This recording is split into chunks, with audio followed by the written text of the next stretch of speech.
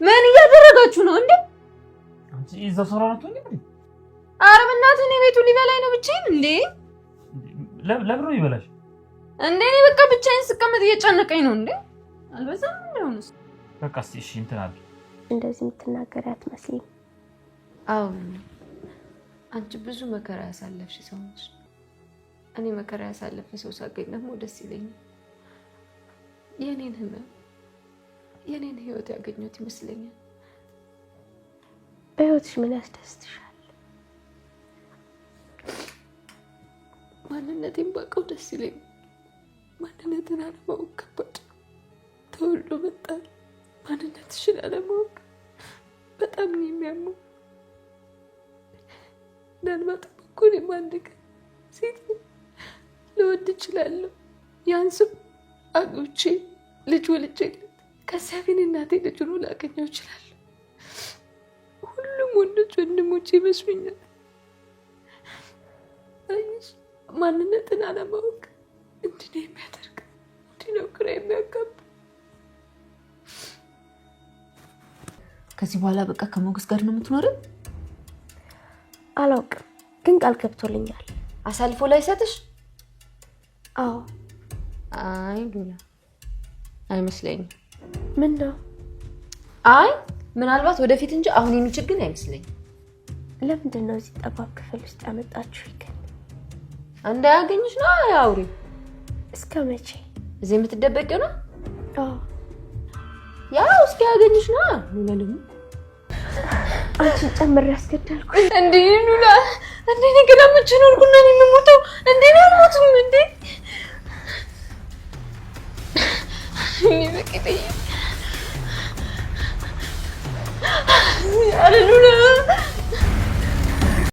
ሉላና ዳጣ አብረው ቁጭ ብለው እየተጫወቱ ባለበት ሰዓት በተለይ ዳጣ በጣም ተከፍታ ስለነበረ የሚያዳምጣት ሰው ስለምትፈልግ ሉላን ስታገኛት የሆዷን እያወራቻትና እያጫወተቻት ባለበት ሰዓት በሩ ተንኳኳባቸው።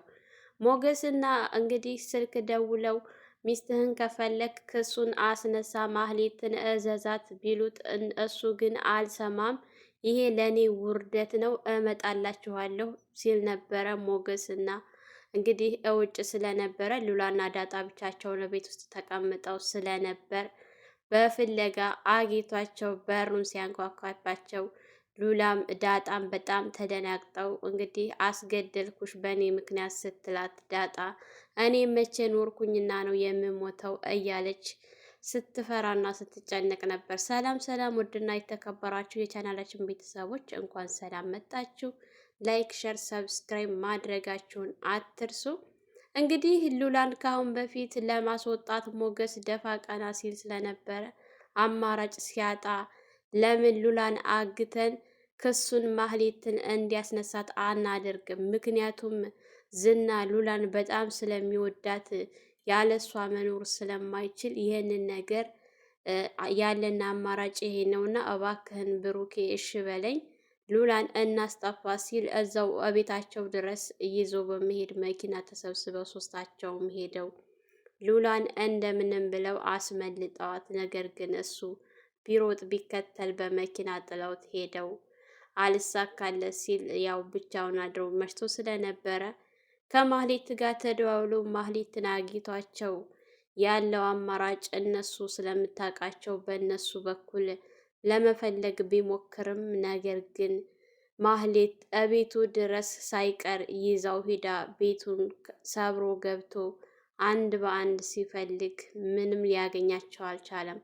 ከዛ በፊት ብሩኬ በጣም ሁኔታውን ሲያየው ማህሌትና እንግዲህ ዝና መገናኘታቸው አይቀርም። ስለዚህ ቤቱን አሳይ ስለሚላት ይህንን ቤት መልቀቅ አለብን ብለው ተመካክረው ቤቱን ለቀው ስለነበረ ምንም እንኳን ሉላ እንግዲህ ከሞገስ ጋር ብዙ አመት ተለያይታ ብትኖርም ነገር ግን ዛሬ ያሳለፈችው ደስ የሚል ቀን ደስ የሚል አዳር ነበረ ስትል ነበረ። ምክንያቱም ከተኛው በጣም ብዙ አመት ሆኖኛል እያለችው ስለነበር ሞገስም በጣም አዝኖ እባክሽ ሉላ ጥለሽኛ አትሂጂ፣ እኔ ጥለሽ ከምትሄጂ ሞት ይሻለኛል ብሎ ሲላት አንተ እንዳትሞት ብዬ እኮ ነው፣ ለአንተ ብዬ እኮ ነው ይሄን ያደረኩት እያለች ባለበት ሰዓት እኔ ምለው አሁንም ትወጅኛለሽ ወይ ብሎ ሲላት ምን ጥያቄ አለው? ስለምወድህ አይደለ እንዴ አጠገብህ የመጣሁት አጠገብህ የተገኘሁት እኮ ስለምወድህ ነው እያለች እንግዲህ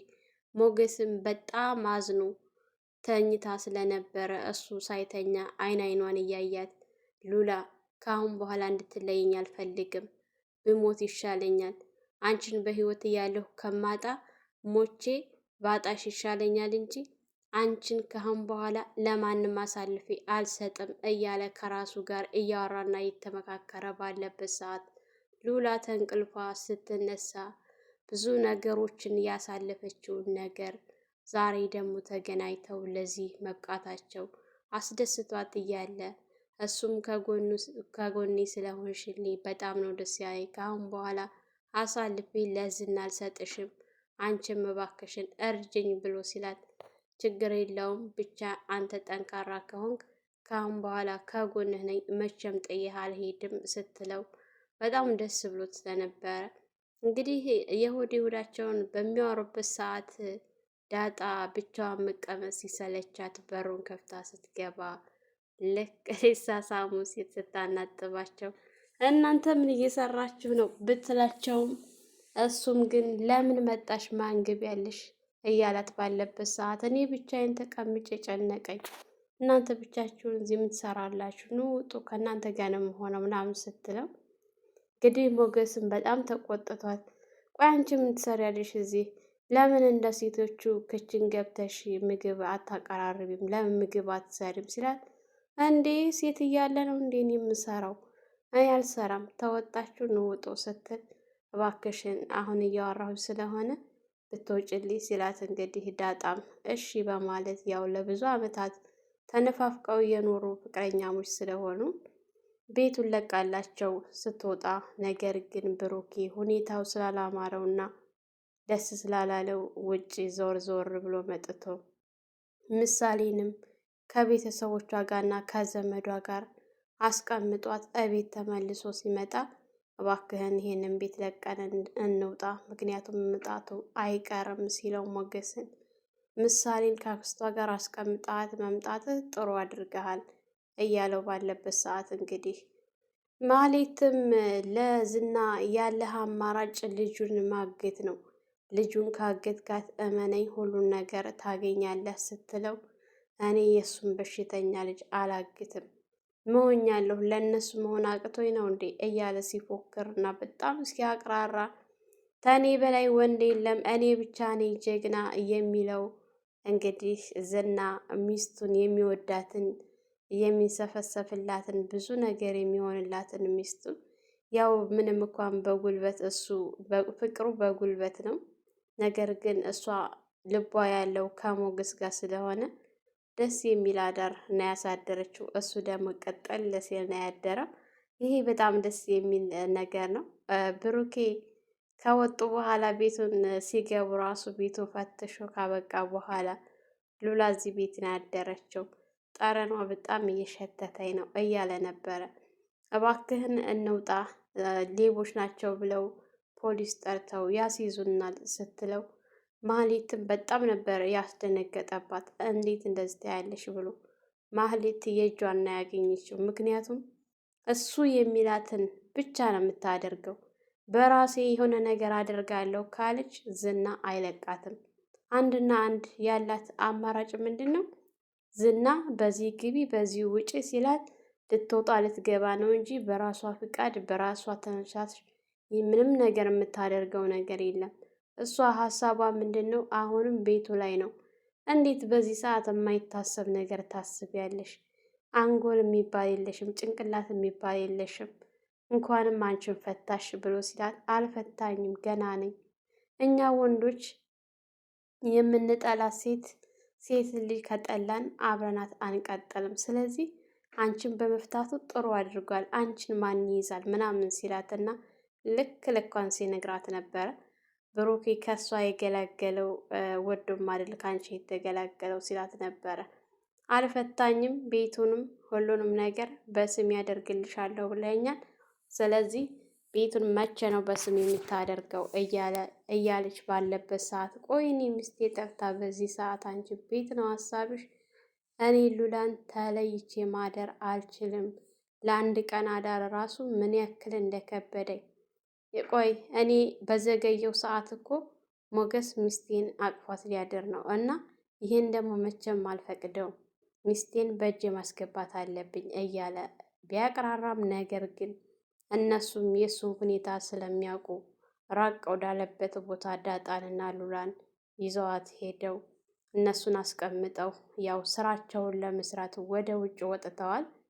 ብሩኬ በተለይ ለቅድስት የገቡላትን ቃል ማጠፍ በጭራሽ አይፈልግም። ሞገስ ግን አሁን ላይ ሉላ ከጎኑ ስትሆን የቅድስትን ነገር ችላ ያለው ይመስላል። እንግዲህ እነሱን አምናኖች ልጅ ምንም የማታውቀው ራሷን አሳልፋ የሰጠችው አይጥሉኝም፣ አምናችኋለሁኝ፣ ታስወጡኛላችሁ ስትል ነው እጇን የሰጠችው። ግን ቢሆንም ብሩክ ለሷ ያለው ሀሳብ አሁንም ቢሆን ምክንያቱም ቅድስትን መቼም ልተዋት አልችልም፣ ቃል ገብተንላታል።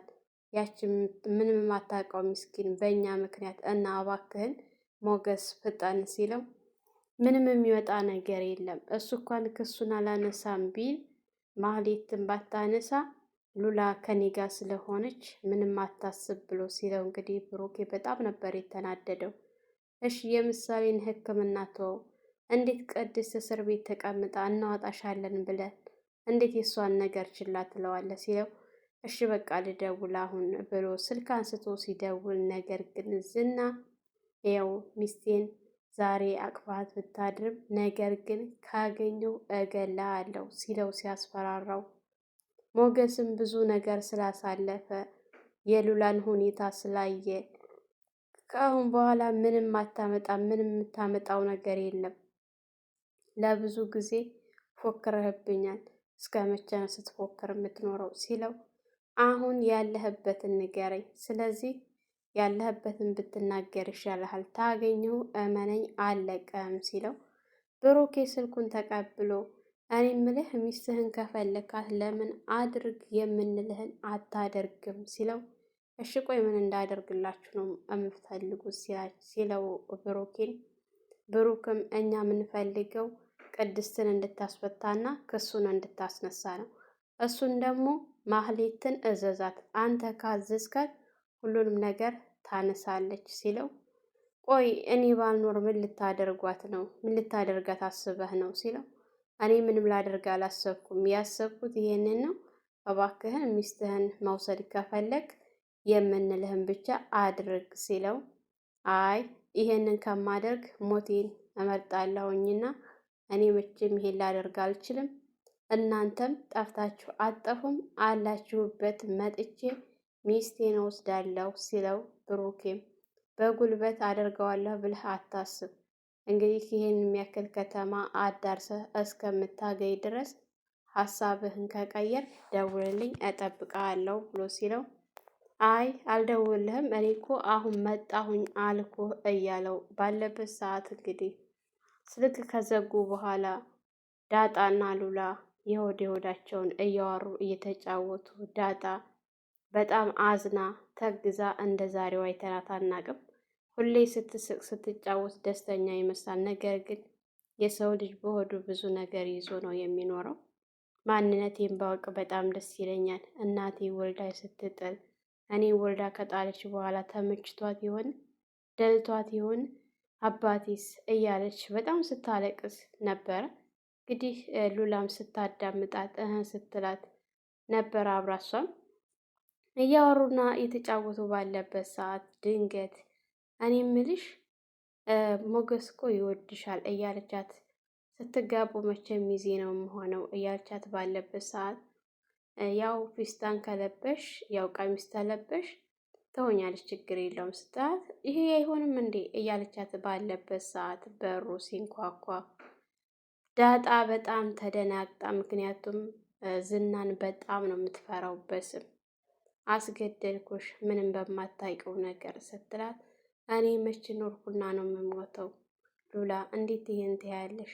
እባክሽን መፍትሄ ፈልጊልኝ የምንወጣበትን ምክንያት እያለች ሁለታቸውም እጅ ለእጅ ተያይዘው እየተጨነቁ ባለበት ሰዓት አብሽሪ አትሞችም፣ እኔን ተገደለ በኋላ ነው አንቺን የሚገለው እንጂ እኔ እያለሁ ንክት አያደርግሽም፣ አትፍሪ ስትላት ግን ዳጣ በጣም ነበር የፈራችውና የተጨነቀችው። እውነት ያው ዝና ለሴት ላይ ያለው ሴት ላይ ነው ጉልበቱን የሚያሳየው፣ ወንድ ላይ አያሳይም። ሞገስ ስለፈራው ሁሉም የሚፈራው አድርጎ ነው ያሰበው። እና እንግዲህ እኔ በእርግጠኝነት ሞገስ እና ያው ብሩኬ ናቸው እንጂ ዝና ቤታቸውን ያገኘዋል ብዬ አላስብም። ስለፈሩና ስለተጨነቁ ነው። ለማንኛውም የነበረን ይህን ይመስል ነበረ። በሌላ ቪዲዮ ተመልሰን እስከምንመጣ በያላችሁበት ሰላማችሁ ይብዛ፣ ሀገራችንን ሰላም ያድርግልን፣ ወጥቶ ከመቅረት ፈጣሪ ጠብቀን እያልኩኝ በዚሁ ሰናበታችኋለሁ። መልካም ቆይታ ይሆንላችሁ።